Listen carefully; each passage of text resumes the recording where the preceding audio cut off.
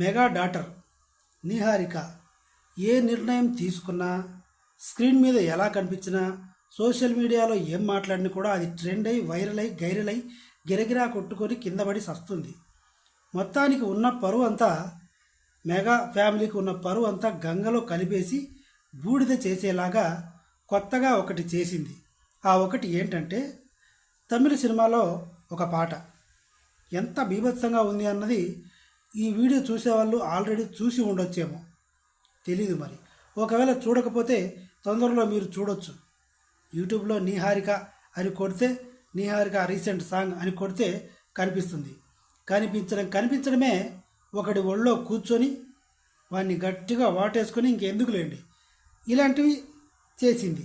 ఇంత item song మరి bikini వేసుకొని తొడలు కనిపించేలాగా ఒకరి మీద ఒకరు పడి దొల్లుకుంటూ ఇలాంటి బెడ్ సీన్లు చేయడం కోసమేనా?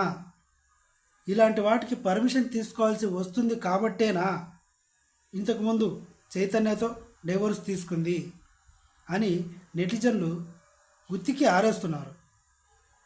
బాబాయ్ గారు ఏం చెప్పారు? ఒక ఎమ్మెల్యే, పిఠాపురం ఎమ్మెల్యే, మినిస్టరు, ఇంత పెద్ద మనిషి కూతురయ్యుండి చేస్తున్నది ఇదా? ఇంత చిన్న డ్రాయర్ వేసుకుంటావా అని ఆ వీడియో కింద కామెంట్స్లో తిడుతూ ఉన్నారు. మళ్ళీ ఇప్పుడు మా నాన్నకి ఓకే అయితే నేను పెళ్లి చేసుకుంటా అని సింగిల్గా ఉండాలనుకోవట్లేదు. ఎన్నాళ్ళు ఇలా సింగిల్గా ఉండాలి? నాకు కూడా బోర్ కొడుతుంది, అందరూ రెండో పెళ్లి చేసుకుంటున్నారు, నేను చేసుకుంటే తప్పేంటి అని ఇంకో కొత్త హింట్ ఇచ్చింది.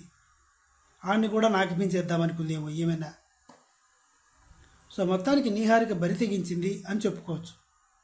మామూలుగా సెలబ్రిటీలకు ఏంటంటే, ఒక వయసు వచ్చిన తర్వాత నేను కూడా నా సంపాదన నేను సంపాదించాలి అని అనుకుంటారు.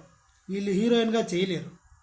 ఇలాంటి ఐటమ్ సాంగ్స్, వెబ్ సిరీస్ సినిమాలు చేసి ఉన్న పరువు, అంటే వాళ్ళ పెద్దలకి, వాళ్ళ నాన్నలకి, బాబాయిలకి, పెదనాన్నలకి ఉన్న పరువు అంతా గంగలో కలిపేసి, గంగలో కలిపిన తర్వాత కూడా ఎక్కడైనా మళ్ళీ గడ్డ కట్టి మొలకెత్తుతుందేమో అని బూడిద చేసేస్తారు. ఈ ప్రయత్నంలో నిహారిక గారు ఇప్పుడు మళ్ళీ కొంపముంచి బికినీలో బి గ్రేడ్ కంటెంట్ ఏదో చేసింది. సినిమా మొత్తంలో అయితే లేదు, ఒక సాంగ్లో మాత్రమే ఉంది.